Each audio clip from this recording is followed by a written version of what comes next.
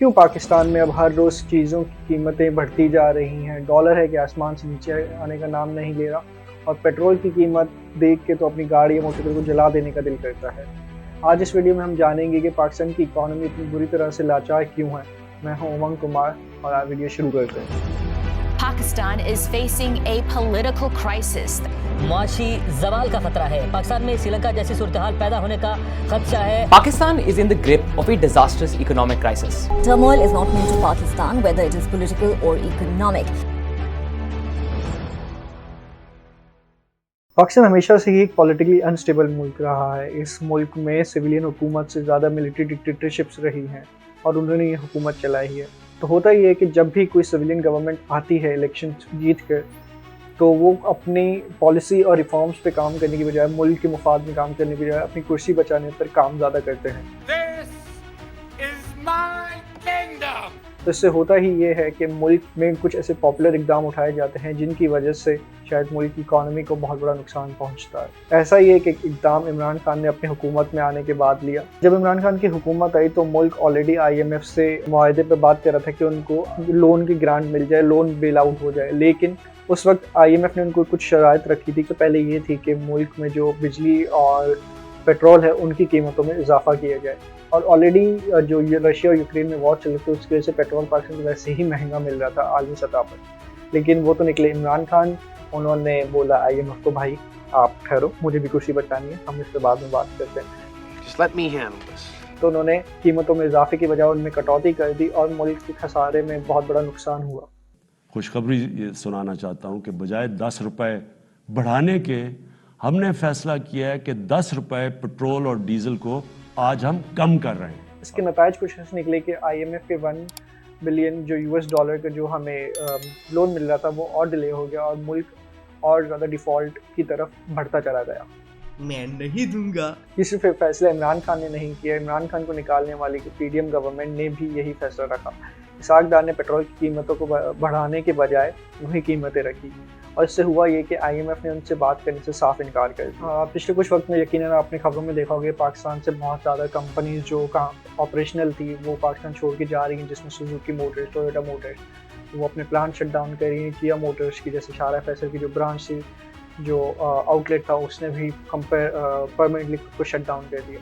इसका main reason again political instability है। Political instability इसका रीज़न ऐसे है कि जब भी कोई कंपनी बाहर से पाकिस्तान में इन्वेस्ट करते हुए देखती है कि पाकिस्तान की इकॉनमी, पाकिस्तान की जो गवर्नमेंट है वो स्टेबल है कि नहीं है। वो कैसे कि पहले कोई एक गवर्नमेंट थी जिसमें उन कंपनीज पे 5% टैक्स लगाया हुआ था, लेकिन जब विदिन 6 मंथ्स, 1 साल या 2 साल में जब गवर्नमेंट चेंज होती है तो वो टैक्स 5% से 15% तक बढ़ जाता है। तो ये मेन रीजंस होते हैं जिनकी वजह से कोई कंपनीज है वो पाकिस्तान में इन्वेस्ट करने से डरती है, क्योंकि उनको पता नहीं होता कि कब क्या हो जाए, कुछ बदल जाए। मेरे को इस बार रिस्क लेने का ही नहीं है, बिल्कुल रिस्क नहीं लेने का है।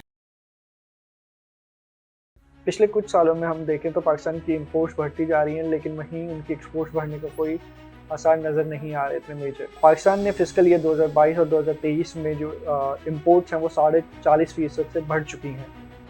भाई साहब कुछ ज़्यादा नहीं हो गया? पाकिस्तान की जो 20% इंपोर्ट है वो पेट्रोलियम और उसके प्रोडक्ट्स है जो हमारे कारखाने और फैक्ट्रीज को चलाने के काम आते हैं। लेकिन रशिया और यूक्रेन वॉर की वजह से वो आलमी सतह पे और महंगे होते चले गए और हम यहाँ पे लोगों को जो है पेट्रोल सस्ते दामों में बेचते रहे। इससे हुआ ये, मतलब अगर इसको मैं एक आसान अल्फाजों में समझाऊं कि हमने एक चीज़ महंगे दाम में खरीदी और आवाम को उसको सस्ते दामों में बेच दी। अब इससे हुआ ये कि मुल्क की इकॉनमी जो पहले ही बहुत बदहाल थी और हम डिफ़ॉल्ट की तरफ चलते चले गए थे, ये उस आग में एक और लकड़ी के काम आई। अगर हम पाकिस्तान के एक्सपोर्ट की बात करें तो उसने कुछ खास सरंजाम नहीं दिया, उसने भी इकॉनमी में कोई ऐसा इजाफा नहीं किया। और उसकी एक मेन वजह ये थी कि जो 2022 में जून जुलाई में जो फ्लड्स आए थे, जो सैलाब आया था, अब इन फ्लड्स की वजह से, इन सैलाब की वजह से पाकिस्तान की जो फसल है उस 8 मिलियन एकड़ की जो ज़मीन थी वो उस सैलाब के नाले में बह गई, जिससे अब वो काश्तकारी के बिल्कुल काम नहीं आ सकती।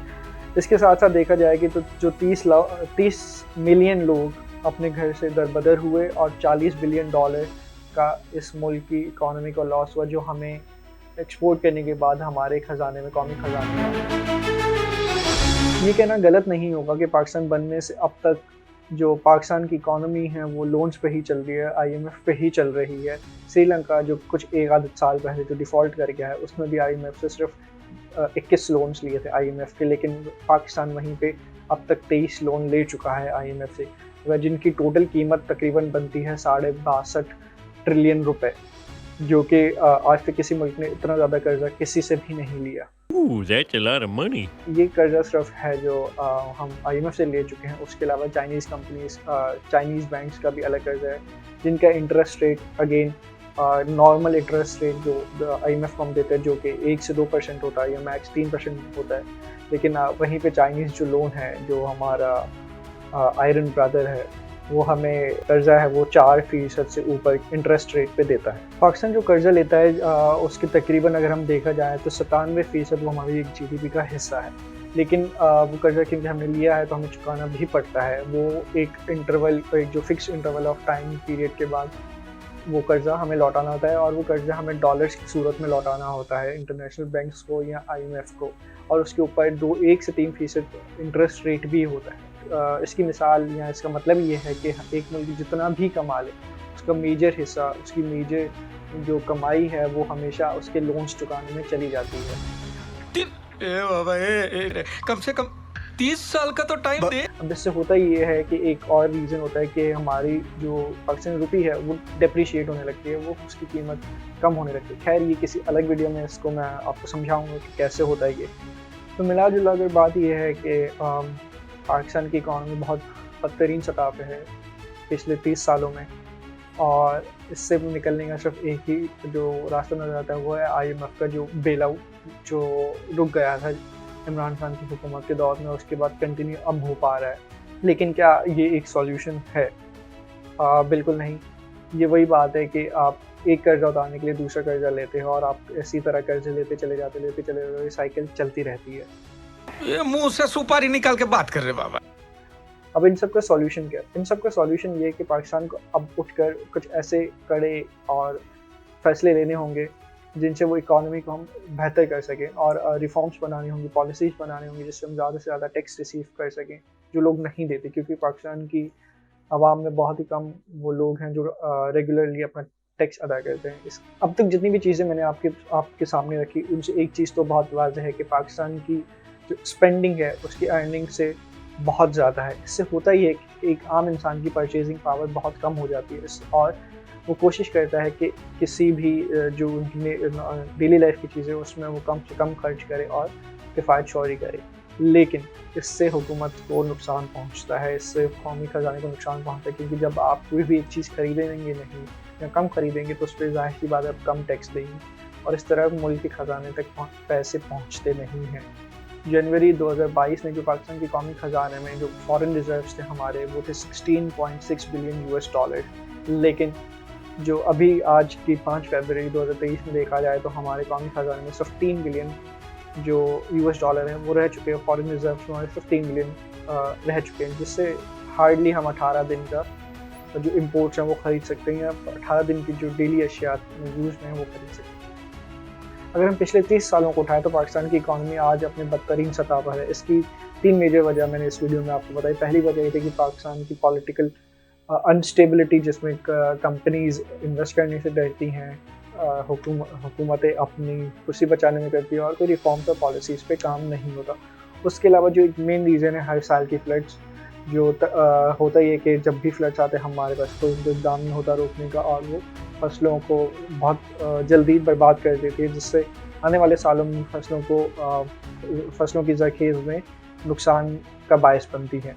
उसके साथ साथ अब जो तीसरा मेन जो रीज़न है वो हमारी इंपोर्ट का है। हमारी इंपोर्ट्स हमारी एक्सपोर्ट से बहुत ज़्यादा बढ़ चुकी हैं, जिनको हमें लेना होता है हर हाल में, क्योंकि पाकिस्तान की 20% पेट्रोलियम की जो मसनूआत हैं वो इंपोर्ट होती है। उसके साथ साथ जो दालें हैं इंपोर्ट होती है, और खाने की चीज़ें हैं जो इंपोर्ट होती हैं। उसके साथ साथ हमारी एक्सपोर्ट का मसला अगेन फ्लड से रिलेटेड है कि फसलें ख़राब हो जाती है, तो हमारी जो सबसे ज़्यादा एक्सपोर्ट है वो है टेक्सटाइल्स, और वो अगेन मुतासर होती हैं इन फ्लड के। उसके साथ साथ जो है IMF के लोन्स और उनके इंटरेस्ट रेट, जो अगर हम लोन लेते हैं तो वापस चुकाना होता है, और उनके इंटरेस्ट रेट बढ़ते जाते हैं।